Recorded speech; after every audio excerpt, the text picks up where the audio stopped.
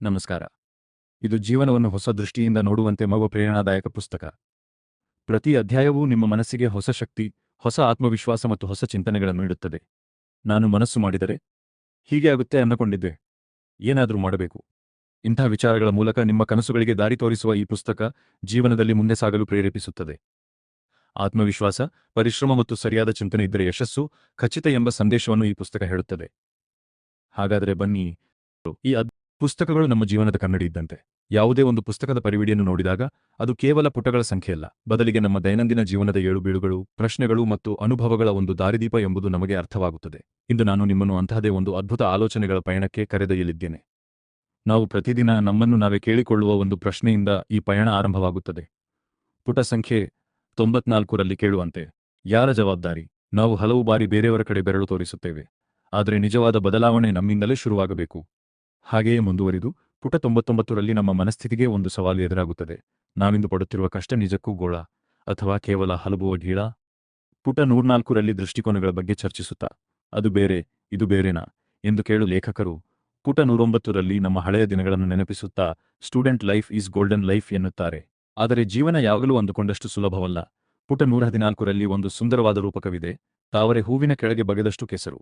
ಅಂದರೆ ಬಾಹ್ಯ ಸೌಂದರ್ಯದ ಹಿಂದೆ ಕಷ್ಟದ ಕಹಿ ಸತ್ಯಗಳು ಇರುತ್ತವೆ. ಮುಂದೆ ನಾವು ಸಮಯ ಪ್ರಜ್ಞೆ ಮತ್ತು ಸ್ವಭಾವ ಬಗ್ಗೆ ಯೋಚಿಸಬೇಕಾಗುತ್ತದೆ.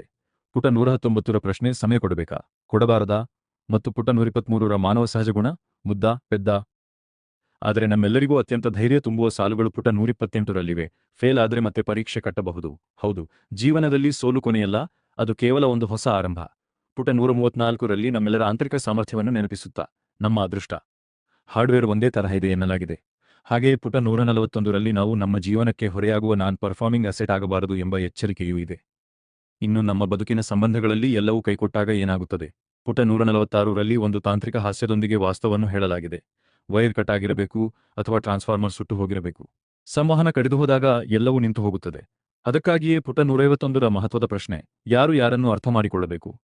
ಇಲ್ಲಿ ನಾವು ನಮ್ಮ ಉದ್ದೇಶಗಳನ್ನು ಪರೀಕ್ಷಿಸಿಕೊಳ್ಳಬೇಕು. ಪುಟ 155ರಲ್ಲಿ ಏನು ಮಾಡಿಸಬೇಕೆಂದಿದ್ದೀರಿ ಎಂದು ಕೇಳುತ್ತಾ, ಪುಟ 159ರಲ್ಲಿ ನಮಗೆ ಹೆಮ್ಮೆಯ ಭ್ರಮೆ ಕಳಚುವ ಒಂದು ಮಾತಿದೆ, ಎಲ್ಲರೂ ಮಾಡಿರೋದೇ ನೀವು ಮಾಡಿರೋದು. ಅಂದರೆ ನಮ್ಮ ಕಷ್ಟಗಳು ಕೇವಲ ನಮಗೊಬ್ಬರಿಗೆ ಸೀಮಿತವಲ್ಲ. ನಮ್ಮ ಜೀವನದ ಅತ್ಯಂತ ಪ್ರಬುದ್ಧತೆಯ ಪಾಠ ಬರುವುದು ಪುಟ 164ರಲ್ಲಿ, ಯಾವುದನ್ನು ಯಾವಾಗ ಬಿಡಬೇಕೆಂದು ಗೊತ್ತಿರಬೇಕು, ಏಕೆಂದರೆ ಸೂಕ್ತ ಸಮಯದಲ್ಲಿ ಬಿಟ್ಟುಕೊಡುವುದನ್ನು ಕಲಿಯದಿದ್ದರೆ ನಾವು ಪುಟ 168ರಲ್ಲಿ ಹೇಳುವ ಅತೃಪ್ತಿಯ ಸುಳಿಗೆ ಸಿಲುಕುತ್ತೇವೆ, ಎಷ್ಟು ದುಡಿದರೂ ಸಾಲದು. ಭಾಷಣದ ಕೊನೆಯ ಹಂತಕ್ಕೆ ಬರುತ್ತಾ ಸಮಾಜದ ವಿವಿಧ ಮುಖಗಳನ್ನು ನಾವು ನೋಡುತ್ತೇವೆ. ಪುಟ 173ರ ಕಾಪಿ ಕ್ಯಾಟ್ ಮತ್ತು ಪುಟ 177ರ ತಿರುಕ, ಇವೆಲ್ಲವೂ ನಮ್ಮನ್ನು ಪುಟ 183ರಲ್ಲಿ ಒಂದು ಮುಖ್ಯ ಪ್ರಶ್ನೆ ಕೇಳುವಂತೆ ಮಾಡುತ್ತವೆ, ಯಾವುದರ ಲೆಕ್ಕವಿಡಬೇಕು? ಕೊನೆಗೆ ನಮ್ಮ ಬದುಕಿನಲ್ಲಿ ಉಳಿಯುವ ನಿಜವಾದ ಸಂಪಾದನೆ ಯಾವುದು? ಈ ಎಲ್ಲ ಏಳು ಬೀಳುಗಳ ನಂತರ ಪುಟ 188ರಲ್ಲಿ ನಾವೆಲ್ಲರೂ ಹೊಸ ವರ್ಷಕ್ಕೆ ಕಾಲಿಡುವಂತೆ ಒಂದು ಹೊಸ ನಿರ್ಧಾರಕ್ಕೆ ಬರುತ್ತೇವೆ. ಅದೇ ನ್ಯೂ ಇಯರ್ ರೆಸಲ್ಯೂಷನ್, ಒಂದು ಹೊಸ ಆರಂಭ, ಒಂದು ಹೊಸ ಭರವಸೆ.